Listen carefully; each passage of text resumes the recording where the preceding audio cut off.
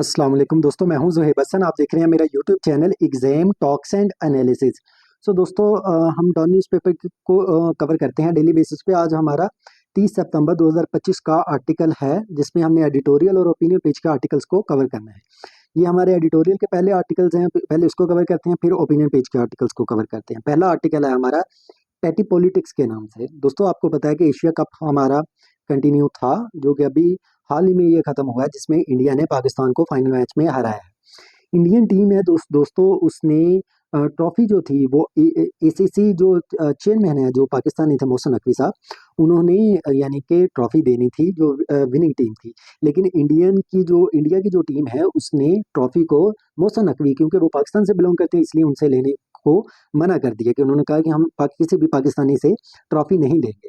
इससे पहले राइटर ये कहता है कि आप देखें, जब यानी कि कैप्टन आपस में बैठे हैं, तो उन्होंने भी एक दूसरे से हैंडशेक नहीं किया।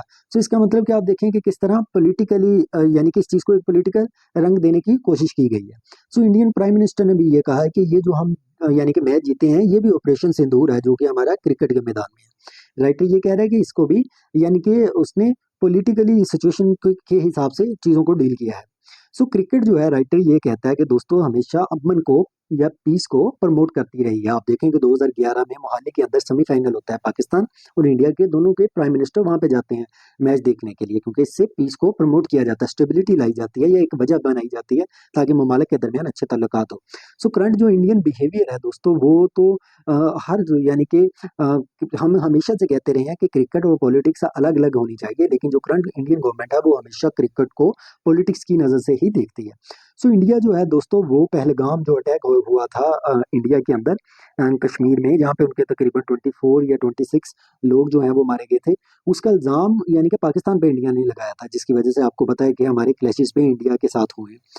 दोस्तों, राइटर ये कहता है कि जब आप क्रिकेट के साथ पॉलिटिक्स को मिक्स कर देते हो, तो लोगों को जो एक पीस की उम्मीद होती है, वो उम्मीद खत्म हो जाती है। इंडियन टीम को, राइटर ये कहता है कि इंडियन टीम ने ये जो एक ग्रेस शो करनी चाहिए थी यानी कि विक्ट्री के बाद, वो चांस उसने मिस किया है। रिजल्ट क्या हुआ है कि जो फैंस हैं वो बहुत ज्यादा डिसअपॉइंटेड हुए। दोस्तों, ये हमारा पहला आर्टिकल था। अब चलते हैं अपने दूसरे आर्टिकल पे, जो कि हमारा रीजनल सिटी स्ट्रांस के नाम से।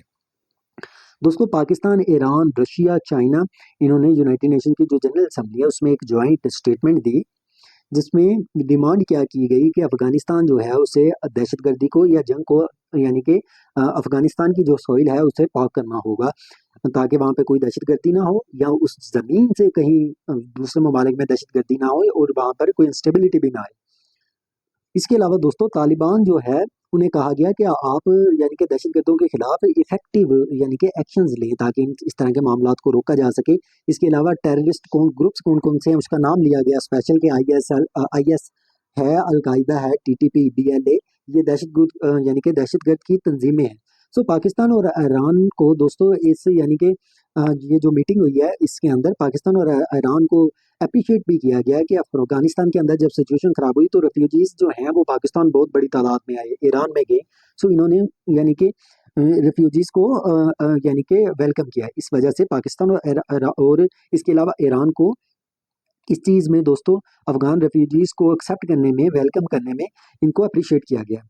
इसके अलावा दोस्तों, कंसर्न्स मजीद भी रेज किए गए हैं कि अफगानिस्तान में दोस्तों बहुत ज़्यादा नारकोटिक्स ट्रैफिकिंग जारी है, वहाँ से बहुत ज़्यादा नशावत जो यानी कि नशावत जो चीज़ें हैं, वो वहाँ से दूसरे ममालिक में स्मगल होती हैं। इसके अलावा दोस्तों, अगर हम बात करें तो इन्होंने ये भी कहा कि अफगानिस्तान के अंदर कोई भी मिलिट्री बेस नहीं बननी चाहिए। इस चीज़ को भी कंडेम किया। आप देखें कि अमेरिका जो है वो अफगानिस्तान के अंदर मिलिट्री बेस बनाना चाह रहा है।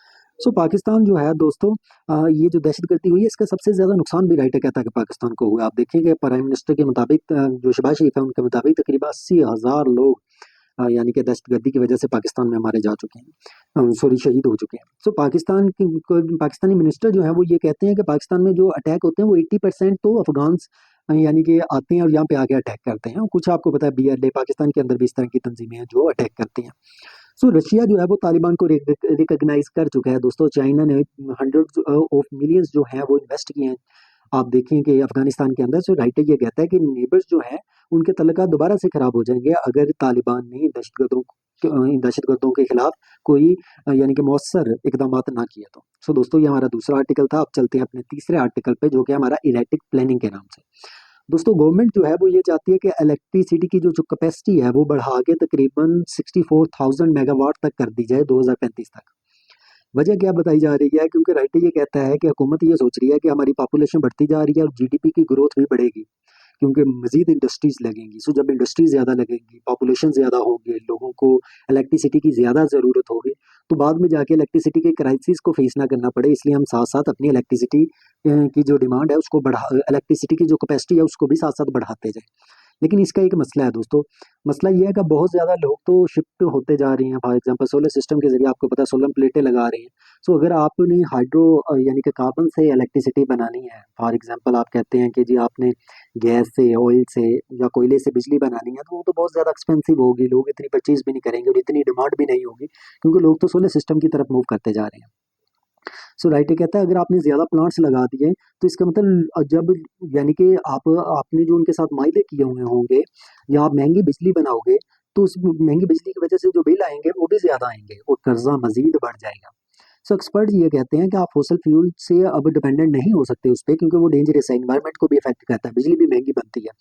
सो लोग जो है दोस्तों उन्हें एनर्जी की ज़रूरत तो है, लेकिन उन्हें सस्ती और रिलायबल इलेक्ट्रिसिटी की ज़रूरत है। सो सोल्यूशन क्या है, हमें फिक्स चार्जेस को रिड्यूस करने की ज़रूरत है, अपना सप्लाई सिस्टम इंप्रूव करने की ज़रूरत है। आप देखें कि जो हमारे वायर्स हैं यहाँ पर, जो सिस्टम है जिसके ज़रिए इलेक्ट्रिसिटी हमारे घरों तक पहुँचती है, वो वायर जितनी पुरानी हो गई हैं कि दोस्तों उसके अंदर बहुत ज़्यादा इलेक्ट्रिसिटी वैसे ही डिस्चार्ज हो जाती है, मतलब ये कि वो ज़ाया हो जाती है।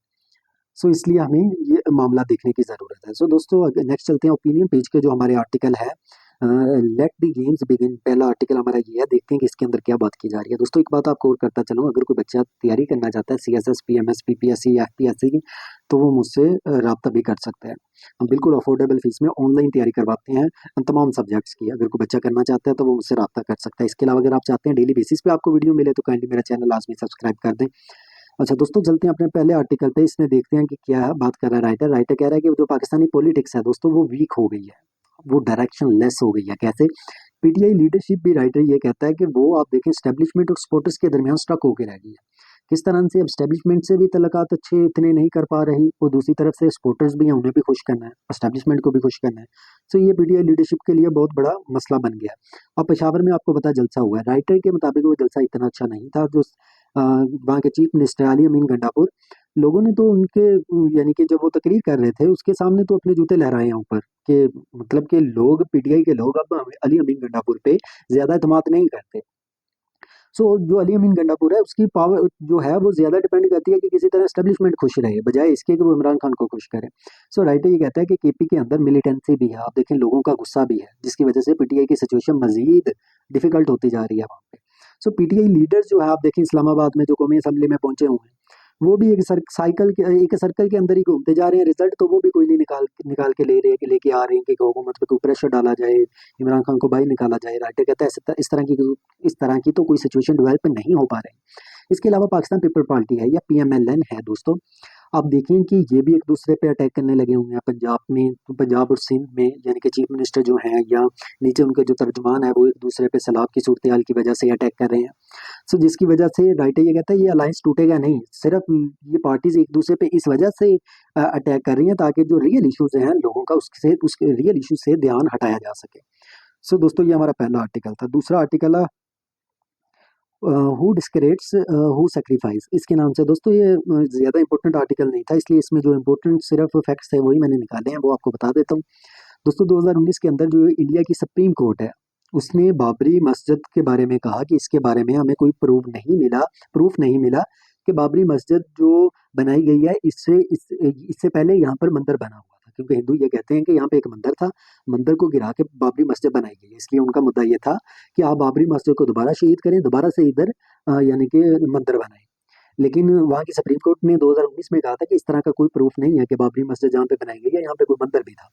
लेकिन सुप्रीम कोर्ट ने क्या किया, उसने ये जो जमीन थी ये एक हिंदू को दे दी। तो जब हिंदुओं को दे दी है जमीन, तो हिंदुओं ने उसको गिरा के मस्जिद को शहीद करके वहां पर दोस्तों अपना मंदिर बना दिया। 2024 में मेरे ख्याल में जो नरेंद्र मोदी था उसने जाके उस मंदिर का इफ्तिताह भी किया, और आप देखें कि इफ्तिताह करने के बावजूद वो पोलिटिकली इस चीज को गेन करना चाहता था, लेकिन जब इलेक्शन हुए तो वहां से उस हल्के से बीजेपी का जो बंदा था वो इलेक्शन हार गया था। सो जो सुप्रीम उनका एक और जज था इंडिया इंडिया का जिसका नाम था चंद्राचूड के नाम से दोस्तों उसने तो ये कहा कि बाबरी मस्जिद तो ये खुद बनाना ही वहाँ पे नहीं चाहिए थी, क्योंकि उनके मुताबिक भी यही कि ये यहाँ पर पहले मंदिर था। मतलब कि कुछ लोग ऐसे भी थे जो उस आइडियोलॉजी से बिलोंग करते हैं, जो बीजेपी की आइडियोलॉजी है कि यहाँ पर मस्जिद की बजाय मंदिर को बनाया जाए। सो दोस्तों राइटर ये कहता है कि हिस्ट्री ये बताती है हमें कि जो रिलीजन्स है दोस्तों वो एक दूसरे की होली प्लेसेस को डिस्ट्रॉय करते हैं इस्लाम के अलावा। लेकिन आप देखें कुछ कंट्रीज ऐसी हैं जो कि जो रिलीजियस प्लेसेस हैं उनको भी प्रोटेक्ट करती हैं, जिस तरह यूएई के अंदर या इंडोनेशिया के अंदर जो दूसरे लोगों के फेथ हैं दोस्तों उनको प्रोटेक्ट किया जाता है। इसी तरह राइटर ये कहता है कि ये चीज़ इंडिया के अंदर भी होनी चाहिए। सो दोस्तों ये हमारे आर्टिकल थे। अगर मेरी वीडियो आपको पसंद आई हो तो काइंडली सब्सक्राइब लाजमी कीजिएगा ताकि डेली बेसिस पे आपको डॉन एडिटोरियल के आर्टिकल्स मिल सके। थैंक यू सो मच, अपना ख्याल रखिएगा।